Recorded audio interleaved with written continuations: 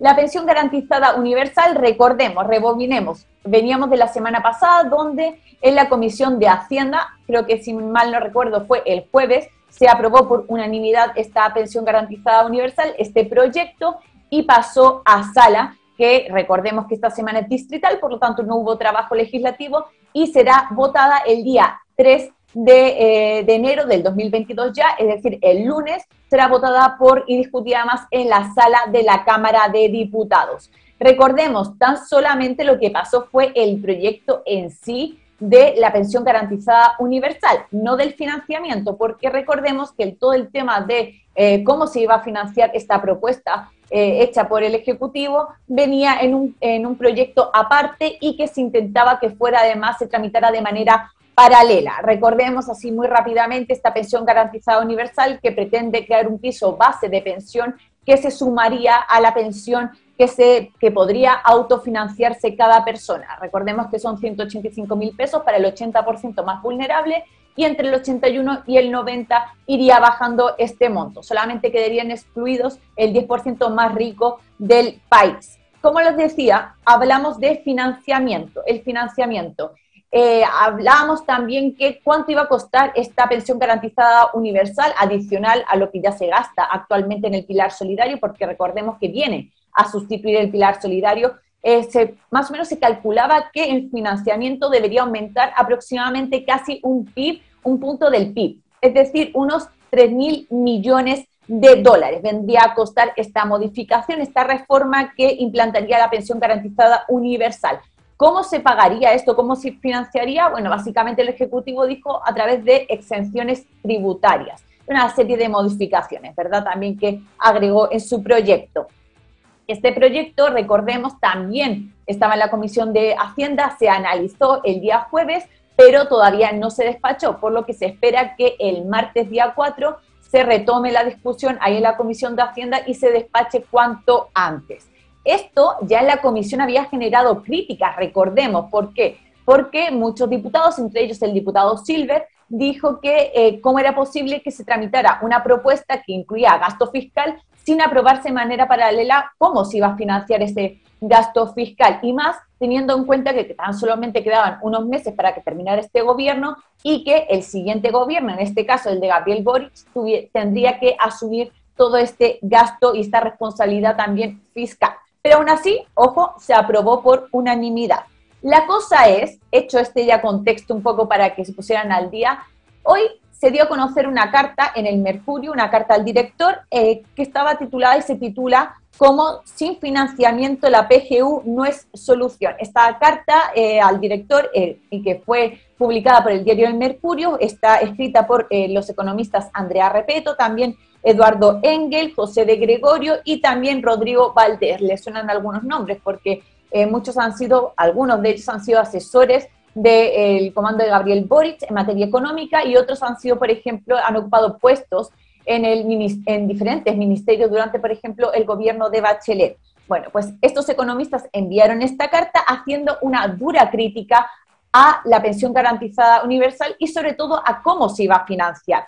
¿Por qué? Primero dijo que las dos propuestas, es decir, tanto lo que conlleva la propuesta de gasto, lo que es el apoyo monetario, estos 185.000, como el financiamiento, no están fusionadas. Como ya les comentaba, van por caminos paralelos, pero no están unidas en un solo proyecto como ocurría con la ley corta, la antigua ley corta. Y esto dice que pone en riesgo que no avance en conjunto. Además dice que lo tildan y lo tachan como una estrategia peligrosa por parte del Ejecutivo, porque dice que se va a aprobar solamente lo que conlleva el gasto, es decir, la propuesta de 185.000 pesos, pero no el financiamiento. Por lo tanto, dice que es urgente fusionar. Pero, ahí viene el pero, aún así, dicen que aunque se fusionaran tanto el gasto como el financiamiento, dice que aún así tampoco se garantiza y se asegura que se pueda cubrir este gasto fiscal con el que está contando el Ejecutivo y que esto podría poner en una posición crítica la situación fiscal de nuestro país, porque dice que además no solamente cuenta con este gasto fiscal, sino que también quiere sacar otra de las propuestas del Ejecutivo es que más allá de aumentar un punto del PIB con las exenciones tributarias, eliminar ciertas exenciones tributarias, también plantean sacar fondos de la reserva de pensiones, es lo que conlleva también este proyecto que presentó el Ejecutivo.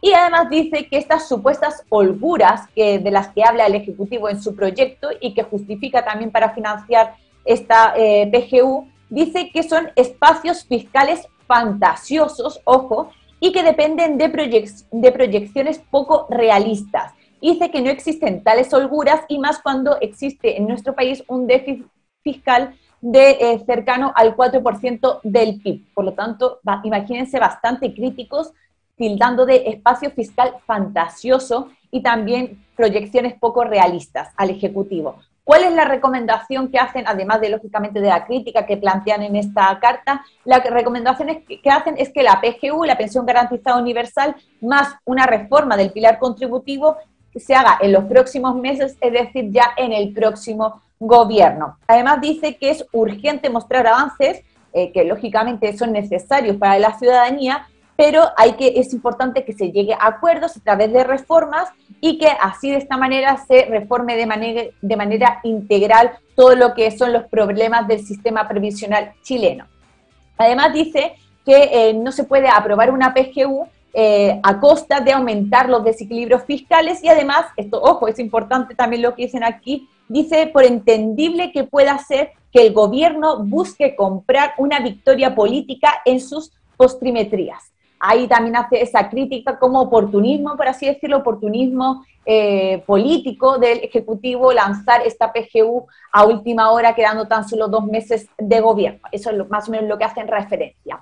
Pero, lógicamente, más allá de esta carta publicada en el Mercurio por estos 4 economistas, esto ha generado reacciones por todos los sectores, tanto la oposición, oficialismo y también, lógicamente, el gobierno que fue el aludido. Por ejemplo, vamos a mirar, lógicamente, desde todos los puntos de vista, porque aquí ya saben que buscamos sobre todo ser objetivos y plantear lo que dicen los diferentes actores políticos. Por un lado, oposición. ¿Qué dice la oposición con respecto a estas críticas? Bueno, pues dice Giorgio Jackson, dice que el gobierno lo tacha de una irresponsabilidad lo que están haciendo y que esto no estarán los votos en la sala el día 3 de enero para ser aprobado y que además lo considera como una carga para el gobierno en el caso que solamente se apruebe uno de los proyectos, es decir, el de la propuesta de PGU y no el de financiamiento.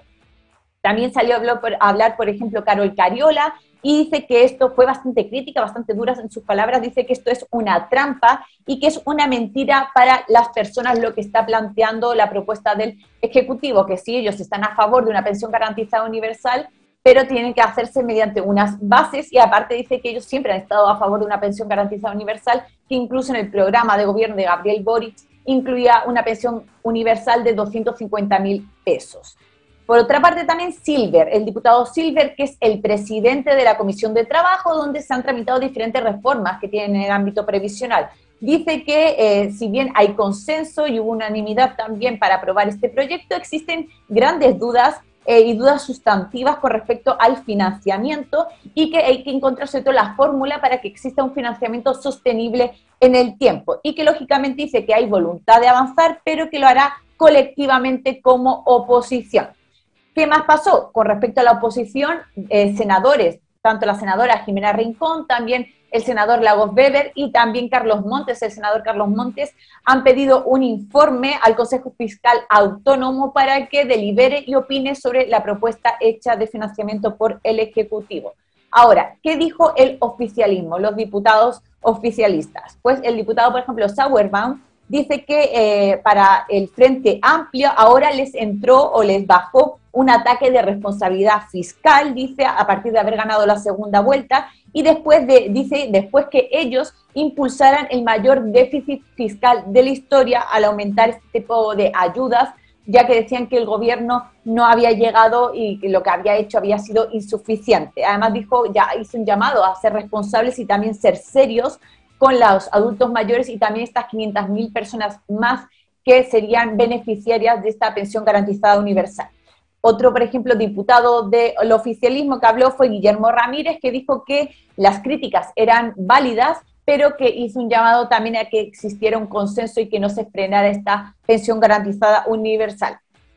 Y lógicamente la última palabra también la ha tenido el Ejecutivo, que ha respondido a las duras críticas de estos economistas, sabiendo además que ellos ya tenían todo preparado y todo previsto para que, según las últimas declaraciones además, esta pensión garantizada universal, si se aprobaba en enero, comenzara a pagarse en marzo. Ojo, porque antes decía febrero, ahora dicen marzo. Y dice que esta carta es una crítica bastante dura y que es más política que técnica y que es injusto lo que se está haciendo. Además dice que no hay esta irresponsabilidad a la que alude el diputado Jackson y que dice que no se debería usar este lenguaje de trampa, por ejemplo, que está usando la diputada Cariola. Y además defendieron, lógicamente, el proyecto con su financiamiento y esperan que no se trabe y se apruebe cuanto antes y, como hemos dicho, que se empiece a pagar en marzo según sus expectativas. Es lo que dicen.